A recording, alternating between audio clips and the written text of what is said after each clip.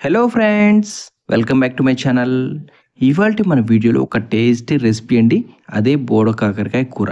దీన్నే ఆ కాకరకాయ అని కూడా అంటారండి.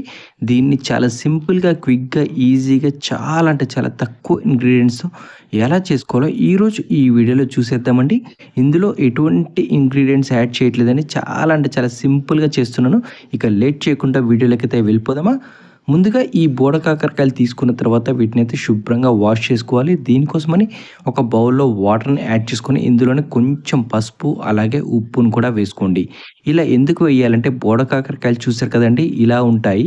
ఇందులో డస్ట్ బ్యాక్టీరియా ఉంటుంది కాబట్టి ఇవన్నీ క్లీన్ అవ్వటం కోసం అని చెప్పి ఇలా ఈ పసుపు నీటిలో ఒక 10 నిమిషాల పాటు నానబెట్టుకొని శుభ్రంగా ఇలా వాష్ చేసుకోండి.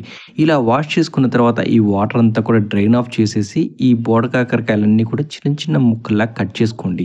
మీరు ముక్కలు ఎలా కట్ చేసుకున్నా నో ప్రాబ్లం అండి. ఇలా ముక్కలన్నీ కట్ చేసుకున్న తర్వాత స్టవ్ ఆన్ చేసి స్టవ్ పైన ఒక ప్యాన్ పెట్టుకొని ఇందులో 3 లేదా 4 టేబుల్ స్పూన్ ఆయిల్ని అయితే యాడ్ చేసుకోండి. ఆయిల్ కొంచెం ఎక్కువగా ఉంటేనే ఈ కర్రీ టేస్టీగా ఉంటుంది.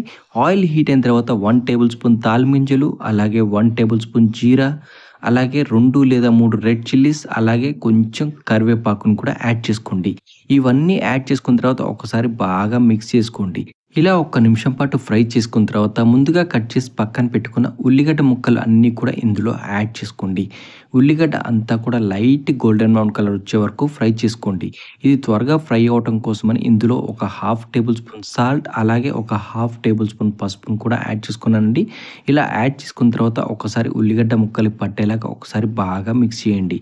ఇలా ఉల్లిగడ్డ అంతా కూడా లైట్ గోల్డెన్ బ్రౌన్ కలర్ వచ్చే వరకు ఫ్రై చేసుకున్న తర్వాత ముందుగా కట్ చేసి పక్కన పెట్టుకున్న ఈ బోడకాకరకాయ ముక్కలు అన్నీ కూడా ఇందులో యాడ్ చేసుకోండి.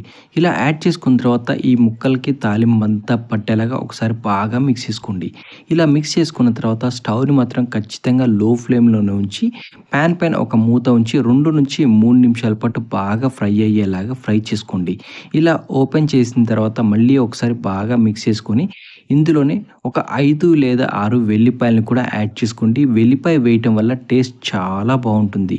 ఇలా వేసుకున్న తర్వాత ఒకసారి బాగా మిక్స్ చేసుకోండి. మళ్ళీ ఒక 2 నుంచి 3 నిమిషాల పాటు ఫ్రై అయ్యేలాగా ఫ్రై చేసుకోండి. ఇందులో ఆవిరితోటి ఫ్రై అయిపోతుందండి. ఇలా ఫ్రై అయితేనే టేస్ట్ చాలా బాగుంటుంది. ఇలా ఫ్రై అయిన తర్వాత ఒకసారి అడుగు మాడకుండా చెక్ చేసుకోండి. ఇందులోనే కావాలి అంటే అల్లం వెల్లుల్లి పేస్ట్ అయితే వేసుకోవచ్చు. నేనైతే ఎటువంటి పేస్ట్ అయితే యాడ్ చేయలేదండి. ఇలా అంతా మిక్స్ చేసుకున్న తర్వాత ఇందులోనే కొంచెం అంటే 1 టేబుల్ స్పూన్ కారం యాడ్ చేసుకున్నాను. కారం అనేది మీరు తినే రుచిని బట్టి అడ్జస్ట్ చేసి వేసుకోవచ్చండి. ఆల్రెడీ సాల్ట్ తాలింపులో వేసుకున్నాం కాబట్టి సాల్ట్ కొంచెం తక్కువగానే పడుతుందండి. మళ్ళీ ఒక హాఫ్ టేబుల్ స్పూన్ అయితే సాల్ట్ని యాడ్ చేసుకున్నాను. మీరు తినే రుచిని బట్టి ఉప్పు కారం అనేది అడ్జస్ట్ చేసి వేసుకోవచ్చండి. అంతేకాని ఇంత వేసుకోవాలి అంత వేసుకోవాలని కొలతలు ఏమీ లేదు. మీరు తినే రుచికి తగ్గట్టుగా అడ్జస్ట్ చేసి వేసుకోండి.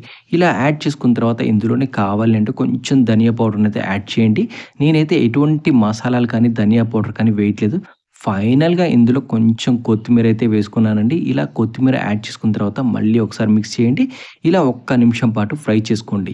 ఇంతేనండి, చూసారు కదా ఎంతో సింపుల్గా మన బోడ కాకరకాయ కూర అయితే రెడీ అయిపోయింది. మీరు కూడా ఇలా సింపుల్గా క్విక్గా రెడీ చేసుకుంటే ఎంతో టేస్టీగా ఉంటుంది. ఒక్కసారి ఇలా ట్రై చేయండి. ఎలా వచ్చిందో కామెంట్ చేయండి. Thank you for watching this video.